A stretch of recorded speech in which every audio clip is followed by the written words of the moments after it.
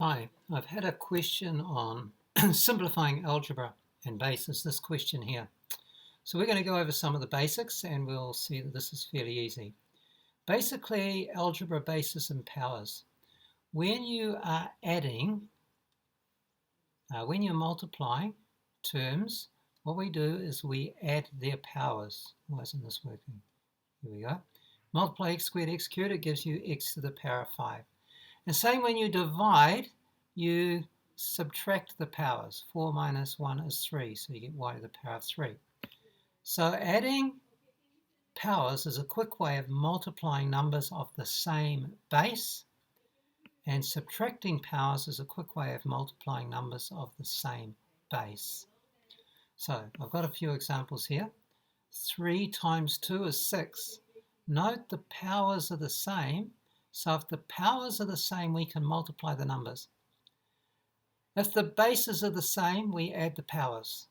So we know that that's 3 times 3, and there's 3 of those, and so you end up with 5 altogether. And when you multiply and they've got different bases, you cannot simplify further. Okay, so you can only do it if they're the same basis. So we're going to get numbers into the same base. So here's an example from the sheet above.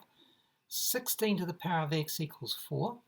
So we could put that all in base 2. So I'm going to put that 16 is 2 to the power of 4 x equals 2 squared. Now, you multiply powers of the powers, so 2 to the 4x equals 2 to the power of 2. So now just looking at your powers, 4x must equal 2.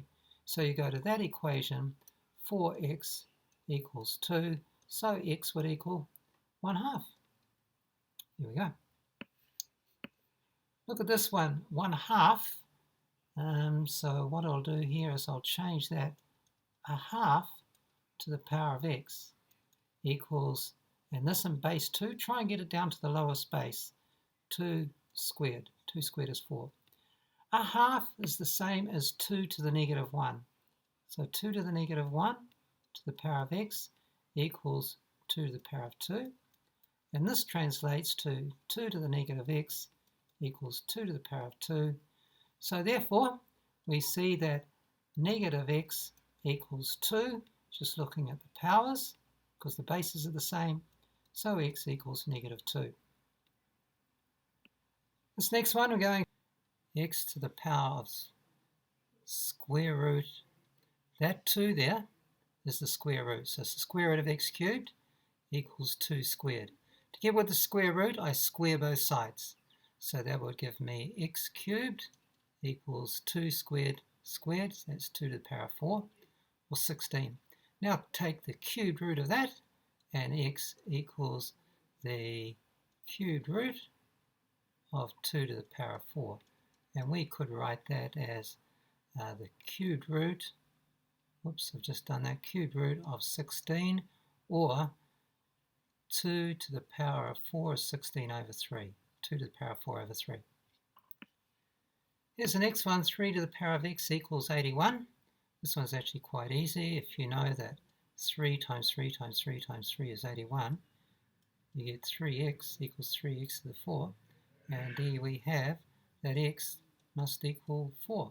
Because the bases are the same, that power must equal that number there. Right, so all that's good. So let's have a look at the next one.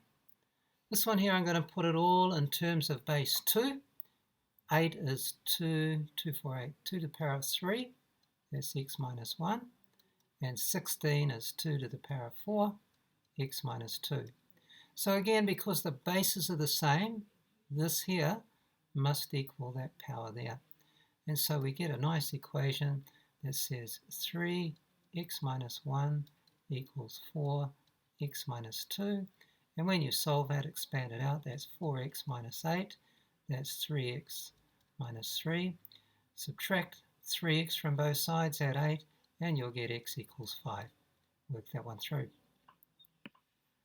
So what about when we get to one like this, 7e? I will get rid of all the other numbers first here. So if I take that minus 1 and add it to the other side, I get 21.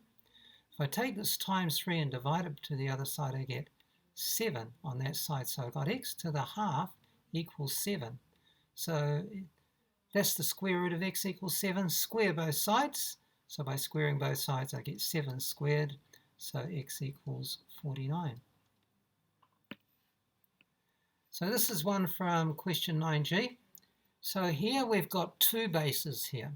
So I see I've got 6 is made up of 2 times 3. So what I'm going to do is I'm going to go 2 times 3 to the 2n plus 1. That's my numerator. And my denominator is 2 times 2. That's the 4n plus 2. And we're timesing it by 3 to the 2n minus 1.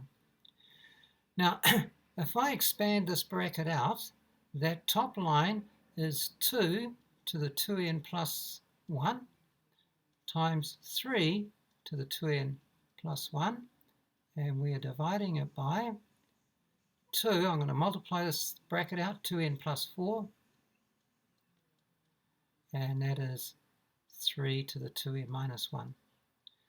Now, I can simplify this left-hand side here, so I'm just going to subtract my powers for that one. 2n plus 1 minus 2n plus 4 gives me 2 to the negative 3. And this one here, 2n plus 1 minus 2n minus 1 gives me 3 to the power of 2. So that's the same as 3 squared over 2 cubed, or the same as 9 over 8. I hope that helps you to understand bases. Put them all on the same base and do your algebra skills.